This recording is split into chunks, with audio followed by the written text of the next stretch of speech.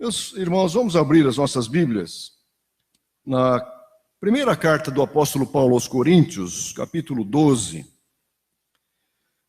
Nós vamos ler a partir do versículo 12 até o versículo de número 31. Neste mês, a igreja é chamada ao fortalecimento, à unidade. É isso, não é, pastor? Que a unidade da igreja seja fortalecida. E esse texto nos fala sobre unidade, sobre comunhão. E eu gostaria de refletir com os irmãos rapidamente sobre esse assunto. Paulo escreve aqui sobre a unidade da igreja. Primeira carta aos Coríntios, capítulo 12, a partir do versículo 12. Paulo diz assim: porque assim como o corpo é um, e tem muitos membros, e todos os membros, mesmo sendo muitos, constituem um só corpo, assim também é com respeito a Cristo. Pois em um só Espírito, todos nós fomos batizados em um só corpo, quer judeus, quer gregos, quer escravos, quer livres, e a todos nós foi dado beber de um só Espírito. Porque também o corpo não é um só membro, mas muitos. Se o pé disser, porque não sou mão, não sou do corpo, nem por isso deixa de ser do corpo.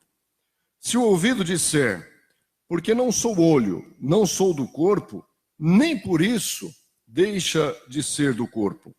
Se todo o corpo fosse olho, onde estaria o ouvido? Se todo ele fosse ouvido, onde estaria o olfato? Mas Deus dispôs os membros, colocando cada um deles no corpo como ele quis. Se todos, porém, fossem um só membro, onde estaria o corpo? O certo é que há muitos membros, mas um só corpo. Os olhos não podem dizer à mão, não precisamos de você. E a cabeça não pode dizer aos pés, não preciso de vocês. Pelo contrário, os membros do corpo que parecem ser mais fracos são necessários. E os que nos parecem menos dignos no corpo, a estes damos muito maior honra. Também os que em nós não são decorosos, revestimos de especial honra, ao passo que os nossos membros nobres não têm necessidade disso.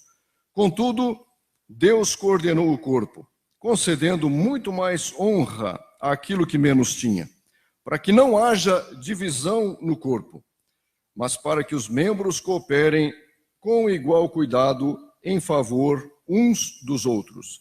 De maneira que, se um membro sofre, todos sofrem com ele. E se um deles é honrado, todos os outros se alegram com ele. Ora, vocês são o corpo de Cristo, individualmente membros desse corpo. A uns estabeleceu na igreja, primeiramente apóstolos, em segundo lugar profetas, em terceiro lugar mestres, depois operadores de milagres, depois os que têm dons de curar, ou de ajudar, ou de administrar, ou de falar em variedade de línguas. Será que são todos apóstolos? Será que são todos profetas? Será que são todos mestres? São todos operadores de milagres? Todos têm dons de curar? Todos falam em línguas? Todos têm o dom de interpretar essas línguas? Entretanto, procurem com zelo os melhores dons. E aí Paulo começa a falar sobre o amor. Vamos orar? Senhor, muito obrigado por estarmos aqui nesta manhã. Te agradecemos, ó Deus, pela tua palavra, pelos louvores, e a nossa oração é que o Senhor fale aos nossos corações nesta manhã, que o Senhor nos edifique, que o Senhor abençoe esta igreja, que o Senhor una os nossos corações em Cristo Jesus. Esta é a nossa oração. Amém, Senhor. Amém.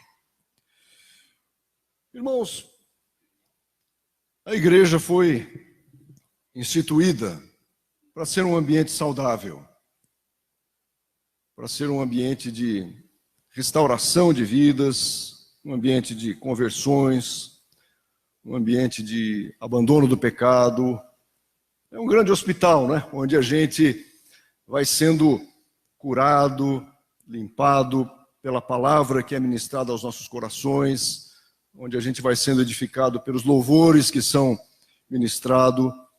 A igreja foi instituída para ser um ambiente de comunhão entre os irmãos. A gente vê isso no livro de Atos, nas cartas de Paulo, para ser um ambiente de cooperação, de serviço cristão, de serviço ao mundo, né? de transformação da sociedade, um dos tópicos que está ali na nossa missão. Mas é com tristeza que a gente vê que nem sempre isso acontece nas comunidades. Nem sempre o ambiente é saudável. Às vezes, o ambiente pode ser um ambiente doentio, por causa de uma liderança, por causa de problemas que acontecem no seio da comunidade, porque elas não estão devidamente fixadas nas Escrituras.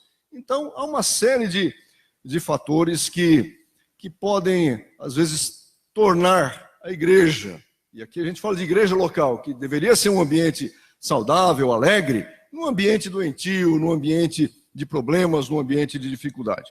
Existiu um teólogo alemão, escritor, chamado Dietrich Bonhoeffer, e, aliás, foi morto pelo regime de Adolf Hitler, né, pelos nazistas. Escreveu várias obras, um dos livros dele chama-se Discipulado, e um livro que ele escreveu chama-se Vida em Comunhão, acho que é isso mesmo, é Vida em Comunhão, editado por uma editora luterana lá do Rio Grande do Sul. E ele fala nesse livro todo sobre esse ambiente de comunhão que deve existir na igreja. Ele começa o livro citando o Salmo 133, 1, ó, como é bom e agradável viverem unidos os irmãos. E o primeiro capítulo dele, que ele dá exatamente o nome de comunhão, nesse capítulo ele valoriza esse fato de os irmãos estarem sempre juntos, estarem unidos. Ele diz assim, a presença física de outros cristãos constituiu para o cristão uma fonte e fortalecimento incomparáveis. Veja que ele viveu então na Alemanha, na época que os judeus estavam sendo perseguidos e aquela dificuldade toda política, não é? E ele vai valorizar a igreja como um ambiente de comunhão, de amor. Ele diz assim, invadido por grande saudade, Paulo pede a presença de Timóteo, querido filho na fé, fazer-lhe companhia na prisão nos últimos dias de vida, quer revê-lo, tê-lo ao seu lado. Quando ele escreve, ao recordar-se da comunidade tessalônica, Paulo ora e diz assim, orando noite e dia com o máximo empenho para vos ver pessoalmente e reparar as deficiências da vossa fé. Então, nos escritos paulinos, e ele vai mostrando isso, a ênfase nessa necessidade de a igreja estar unida, de os irmãos estarem unidos em Cristo. Ele, nos outros capítulos, fala sobre a comunhão diária, fala sobre esse papel da igreja de estar sempre todos de mãos dadas para se opor a tudo aquilo que vem contra as Escrituras, contra a própria igreja. Então vale a pena a gente ler esse livro para conhecer um pouco mais o pensamento dele, e acho que é muito útil isso para a vida eclesiástica. Agora eu pergunto para os irmãos, nós lemos aqui um texto da carta aos Coríntios, essa era uma igreja saudável ou era uma igreja doente? Quando a gente pega e lê a carta aos Coríntios, a gente vê que era uma igreja que estava adoecida, uma igreja cheia de problemas. Corinto era uma cidade portuária, uma cidade, não sei quantos habitantes tinha na época do Novo Testamento, mas lá, 4 séculos antes de Cristo, era uma cidade que tinha cerca de 100 mil, 90 mil habitantes. Então, era uma cidade grande. Era um grande centro comercial. E a igreja nasceu ali pelo trabalho do apóstolo Paulo. Se você olhar para Atos, capítulo 18, você vai ver que na segunda viagem missionária de Paulo, ele vai para Corinto. Em Atos 18, a gente vê referência a isso. Ele vai para lá. Como era a sua estratégia missionária, ele vai primeiro à sinagoga, em Atos 18, relata esse fato. Ele se aproxima dos judeus, ele começa a falar de Jesus, e aqui inclusive fala do ofício de Paulo, que era de fazer tendas, E diz o versículo 4 de Atos 18, que todos os sábados Paulo falava na sinagoga, persuadindo tanto judeus como gregos. Versículo 5 de Atos 18 fala que ele se entregou totalmente à palavra quando chegaram Silas e Timóteo. E o versículo 6 desse capítulo diz que os judeus se opuseram, blasfemaram de Paulo, e ele vai trabalhar junto aos gentios. E sabe quanto tempo Paulo ficou em Corinto, falando àqueles irmãos? 18 meses. Então, 1 ano e meio, diz o versículo 11. Assim Paulo permaneceu em Corinto 1 ano e 6 meses, ensinando entre eles a palavra de Deus. Então, numa igreja que tinha alguns convertidos vindos do judaísmo, havia ali também convertidos gentios, e num ambiente de uma cidade que era tomada pelo paganismo. Corinto chegou a ter um templo dedicado a uma deusa chamada Afrodite, onde havia 1000 prostitutas cultuais. Quer dizer, o culto pagão envolvia a sexualidade, a imoralidade. Inclusive, Paulo, na sua carta, bate duramente nessa questão da vida moral. Ele diz: como é que eu vou tomar um membro do corpo de Cristo e torná-lo membro de uma meretriz? Porque a imoralidade era tão grande naquela cidade. Mas, meus irmãos, a primeira coisa para a qual eu chamo a sua atenção, e se você estiver com a Bíblia aberta aí, a gente dá uma passeadinha por essa carta aos Coríntios, é essa questão. Nós temos em Corinto uma igreja saudável ou uma igreja enferma? Era uma igreja cheia de dons, uma igreja que tinha todos os dons. Paulo fala que ali havia o uso dos dons espirituais, e Paulo até corrige algumas coisas no culto naquela igreja, mas era uma igreja também cheia de problemas, e cada um dos problemas que a gente identifica ali merece um sermão separado para tratar do tanto de dificuldades que aquela igreja enfrentava. Mas um dos graves problemas que a gente vê em Corinto era a divisão. Se você olhar para o primeiro capítulo dessa carta, eu gostaria que você fizesse isso, a partir do 10º versículo, a gente vai ler algumas coisas para identificar esse problema. Olha o que Paulo diz no primeiro capítulo de 1 aos Coríntios, a partir do versículo 10. Ele diz assim: irmãos, pelo nome de nosso Senhor Jesus Cristo, peço-lhes que todos estejam de acordo naquilo que falam, e que não hajam divisões entre vocês. Então, ele diz: estejam todos de acordo, sinal de que não havia unidade nenhuma naquela igreja. Cada um pensava de um jeito, cada um queria se comportar de um jeito. Ele diz: não haja divisões entre vocês. E a gente já vai ver como é que essa divisão fica bem clara naquilo que ele expõe. Ele faz um pedido no versículo 10: sejam unidos no mesmo modo de pensar, no mesmo propósito. A gente sabe que, pelo próprio ensino de Jesus, que uma casa dividida não tem sucesso de jeito nenhum. Não é? Uma liderança dividida não consegue conduzir a igreja, uma empresa, para lugar nenhum. Então, esse é um fator essencial. Por exemplo, marido e esposa, se estiverem divididos quanto à educação dos filhos, vão viver problemas sérios, porque cada um vai puxar a corda para um lado e as crianças que vão sofrer. Uma empresa com liderança dividida, uma igreja com liderança dividida. Mas o que a gente vê, meus irmãos, é que em Corinto, a realidade da igreja é que havia um espírito de facção. E no versículo 11, Paulo diz: há brigas entre vocês. Uma cidade grande, uma igreja pela qual Paulo havia dedicado muito do seu esforço, e agora, quando ele escreve essa carta, e eu quero abrir um parêntese, dizem os estudiosos do Novo Testamento que Paulo teria escrito 4 cartas para a igreja de Corinto.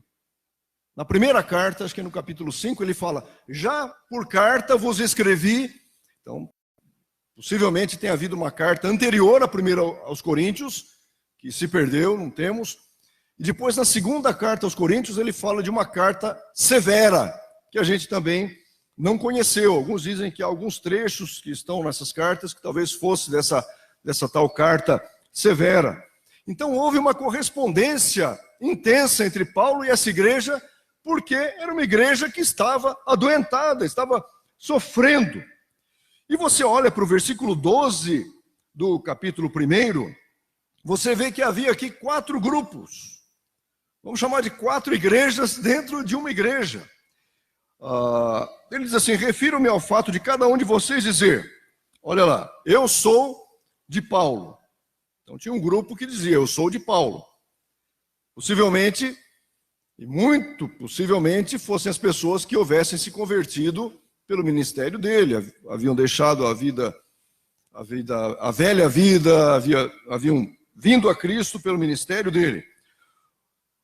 E continua, outros dizem, eu sou de Apolo, que era um pregador eloquente, talvez os mais intelectuais, os que gostassem mais de filosofia, de oratória, etc., dissessem, eu sou de Apolo. Havia aqueles que diziam, eu sou de Cefas, eu sou de Pedro. Pedro que representava uma ala do judaísmo dentro da igreja. Então, talvez judeus que houvessem se convertido dissessem isso. E havia aqueles que se julgavam os melhores, talvez de todos. Eu sou de Cristo, eu não sou nem de Paulo, nem de Pedro, nem de Apolo, eu sou de Cristo. Recusavam a autoridade do próprio Apolo e centralizavam-se só nos seus interesses. Então, era uma igreja que estava sofrendo porque estava dividida numa sociedade imoral, numa sociedade pagã, numa sociedade que pouco conhecia do cristianismo. E o apóstolo Paulo, com a sua preocupação, ele queria ver ali uma igreja forte. Como o pastor deseja ver aqui uma igreja forte, uma igreja unida, uma igreja que viva em comunhão, uma igreja que trabalhe num só propósito. E quando o apóstolo olha para aquela igreja, passou 1 ano e meio trabalhando lá, ensinando. Os irmãos imaginem chegar numa cidade onde imperava o paganismo, o cristianismo era uma coisa nova. E ele anunciando, olha, existe um Deus que se fez homem, que morreu para salvar a humanidade, é Jesus. E pessoas se convertendo, abandonando a velha vida, e agora Paulo olha para aquela comunidade e vê uma comunidade rachada em 4.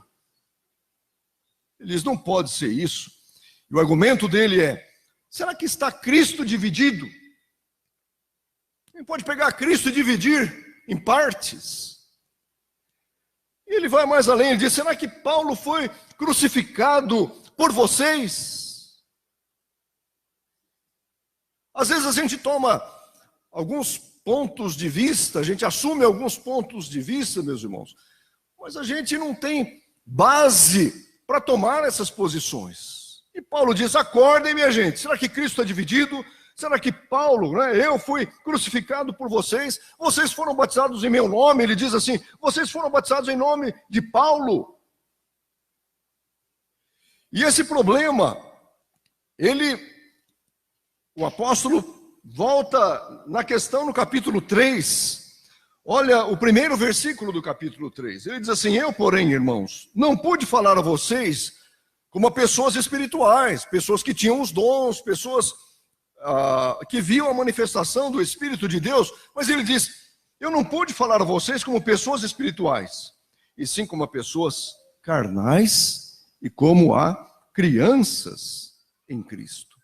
Então, o que traz a falta de comunhão? O que traz a divisão? É a infantilidade na fé, é a falta de crescimento, é a carnalidade, não é?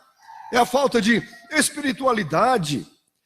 E o apóstolo continua falando desses problemas, ali para o capítulo 6 dessa carta. Esses problemas dentro da igreja levavam a um problema tão sério que havia irmãos indo à justiça contra os irmãos.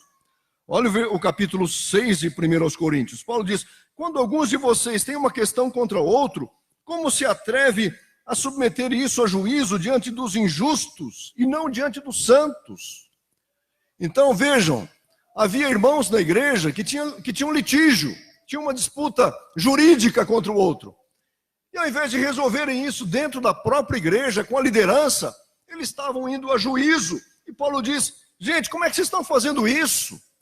Vocês vão submeter o problema de vocês para os pagãos. E ele diz no versículo 2, ou vocês não sabem que os santos, quem são os santos aqui? Somos nós, a igreja. Vocês não sabem que os santos hão de julgar o mundo? Ora, se o mundo há de ser julgado por vocês, será que vocês não são competentes para julgar as coisas mínimas? E ele fala algumas coisas sérias aqui. Vocês não sabem que havemos de julgar os próprios anjos, quanto mais as coisas desta vida. Portanto, quando precisam julgar negócios terrenos, vocês constituem juízes aqueles que não têm nenhuma aceitação na igreja. E ele, então, mostra que isso era porque a igreja estava dividida. E a gente caminha um pouquinho mais na carta, a gente vai para o capítulo 11, quando Paulo trata da ceia do Senhor. Vocês se lembram de que ele dizia que essa divisão se manifestava na própria ceia. Quer dizer, chegavam pessoas, traziam alimento, comiam antes, não se preocupavam com os outros. Isso a gente vê a partir do versículo 17, ele diz, 1 Coríntios 11, 17, nisto que agora prescrevo, não posso elogiá-los, porque vocês se reúnem não para melhor, e sim para pior. Porque estou, antes de tudo, informado de que quando vocês se reúnem, existem divisões entre vocês. E eu, em parte, acredito que isso é verdade. E é até necessário que haja partidos entre vocês para que os aprovados se tornem conhecidos entre vocês. Toda aquela dificuldade ia revelar quem de fato era gente boa, gente que amava Cristo, gente que queria levar o evangelho adiante. E aí, meus irmãos, nos preocupem com o tempo que eu vou abreviar aqui, porque eu sei que vai rápida a coisa, o relógio vai rápido. A gente chega no capítulo 14, em que, para combater esse problema que havia dentro da igreja, Paulo mostra uma bela figura para mostrar o que é a igreja. É a figura do corpo. Não é? E a gente vê no Novo Testamento que há várias figuras para se referir à igreja, como rebanho, povo de Deus, santuário de Deus, a lavoura de Deus, edifício, são todas imagens, família. Apocalipse se fala na igreja como noiva. Então há muitas figuras utilizadas para se referir à igreja, e Paulo aqui se dedica a uma delas. E é do corpo. E aí ele estabelece todo um raciocínio para dizer, olha, não pode haver divisão entre vocês. E aí ele vai dizer o porquê, no pensamento dele, essas divisões não podem existir. E ele começa no versículo 12, o corpo é um, há muitos membros. E ele reforça de novo, mas todos os membros constituem um só corpo. Assim também é com respeito a Cristo. Cristo não é muitos corpos, mas é um corpo só. E é curiosa a ideia de Paulo, que num ponto aqui ele diz, vós sois o corpo de Cristo. As igrejas locais, na linguagem dele, parece retratar essa ideia, não é? De que são miniatura. Existe a igreja toda como corpo de Cristo, mas as comunidades locais são figura desse corpo de Cristo. Ele diz, o corpo não pode estar dividido. Por que não pode estar dividido? Porque a ação no corpo é de um só espírito. Não há muitos espíritos agindo, é um espírito, o Espírito Santo, o Espírito de Deus. E ele diz que em um só espírito todos nós fomos batizados em um só corpo. Ele mostra que pela ação de um só e do mesmo espírito, todos nós fomos unidos no corpo de Cristo. Quem que convenceu a mim? Quem convenceu a você do pecado, da justiça, do juízo? O Espírito Santo. O mesmo Espírito, não foi um Espírito que me convenceu, outro convenceu o pastor Júnior, outro convenceu o pastor Marcos, outro convenceu o Herbert, a irmã Odila. Não, um só Espírito. Esse Espírito agiu na minha vida. Esse Espírito agiu na vida do pastor Marcos. Esse Espírito age na sua vida todos os dias. Um só. Esse Espírito nos trouxe para o corpo de Cristo. É isso que Paulo diz, em um só Espírito, todos nós fomos batizados em um só corpo. E Paulo diz mais, a todos nós foi dado beber de um só Espírito. Todos nós, em Romanos, Paulo diz, se alguém não tem o Espírito de Cristo, esse tal não é dele. Nós todos temos um só Espírito, o Espírito de Deus, que age nas nossas vidas todos os dias, que nos faz ver a necessidade de mudança de vida. Esse é um argumento de Paulo. Um Espírito age na comunidade. Outra coisa que ele diz é que todos os membros têm igual valor. Talvez houvesse lá também outros tipos de distinção por causa de posição social, não sei, talvez, alguma coisa assim. E Paulo faz um raciocínio interessante, ele diz assim, o corpo é um só, né? Então o membro não pode desprezar o outro. Se o pé disser, porque não sou mão, não sou do corpo. Quer dizer, o pé está escondido aqui, a mão está aqui gesticulando, a mão pega com as mãos, eu pego as coisas e tal. Paulo diz, mas espera aí, os pés são importantes e as mãos também são importantes, porque cada um tem o seu valor no corpo. E ele continua dizendo, se o ouvido disser, porque não sou olho, não sou do corpo, nem por isso deixa de ser do corpo. Então imagina, se a gente fosse só olho, a gente seria um monstro. Imagina um grande olho pregando aqui para os irmãos, ou uma grande boca, só a boca falando aqui, cadê o resto? Ou se fosse só uma orelha aqui falando, aí seríamos monstros. Paulo diz, não, cada membro tem o seu valor no corpo de Cristo, seja pé, seja mão, seja ouvido, seja olho, porque senão a gente seria um monstro. E com base nisso, ele diz, ninguém pode desprezar o outro, isso está no versículo 21, os olhos não podem dizer à mão, não precisamos de você. A cabeça não pode dizer aos pés, não preciso de vocês. A gente sabe que as ordens todas partem do nosso cérebro, mas não adianta o cérebro falar, vai lá e dá um aperto de mão, se não tiver as mãos, né? E isso que ele está dizendo, todos os membros são importantes, todos os membros têm o seu valor, ninguém pode desprezar o outro. E quando a gente fala nos membros, quantos que estão escondidos aqui que a gente não está vendo? Fígado, coração, traqueia, pâncreas, intestino, cérebro, pele, né, que é o maior órgão do corpo humano. Eu nem sabia disso. Um dia vendo uma entrevista, o médico falando, sabe qual que é o maior órgão do corpo humano? É a pele, reveste todo o corpo. A pele é um órgão do corpo humano. Então, cada um tem o seu valor, rins, bexiga, as mulheres, ovário. E tem aqueles que a gente nem fala, né? Porque cobriram as vergonhas e tal, mas a gente julga indecorosos, e Paulo diz, aqueles a quem damos, às vezes, o menor valor são os mais importantes, quer dizer, aqueles a quem a gente pode ter mais vergonha são importantíssimos no corpo. Ele diz isso aqui, os que nos parecem menos dignos do corpo, a esses damos muito maior honra. Também os que em nós não são decorosos, revestimos de especial honra. E meus irmãos, eu quero concluir dizendo que Paulo nos ensina que, como parte do corpo, é necessário que a gente compartilhe as dores e as alegrias uns dos outros. Ele diz assim, de maneira que se um membro sofre, todos sofrem com ele. Se um deles é honrado, todos os outros se alegram com ele. E aí Paulo diz assim, ora, vocês são o corpo de Cristo, individualmente membros desse corpo. Que esta manhã, meus irmãos, seja uma manhã de reflexão sobre a comunhão entre a gente. Às vezes a gente vem para o culto, senta do lado de uma pessoa, termina o culto, a gente fala, ô meu irmão, paz, boa semana e tal. A gente não estabelece uma amizade, a gente não estabelece um diálogo. E às vezes a outra pessoa está precisando falar alguma coisa, está precisando pedir oração, está enfrentando problemas. E Paulo diz, o corpo de Cristo, no corpo de Cristo é necessário haver comunhão.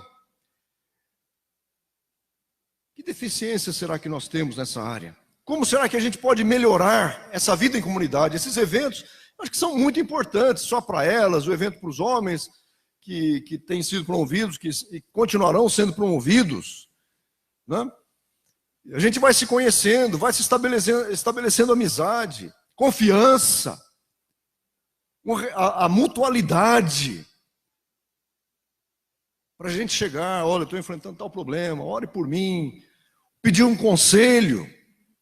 É isso, meus irmãos, que é corpo de Cristo. Essa que é a ideia de que a gente caminhe de mãos dadas, de que a gente juntos possa superar as dificuldades, sabendo que o Senhor tem cuidado de nós.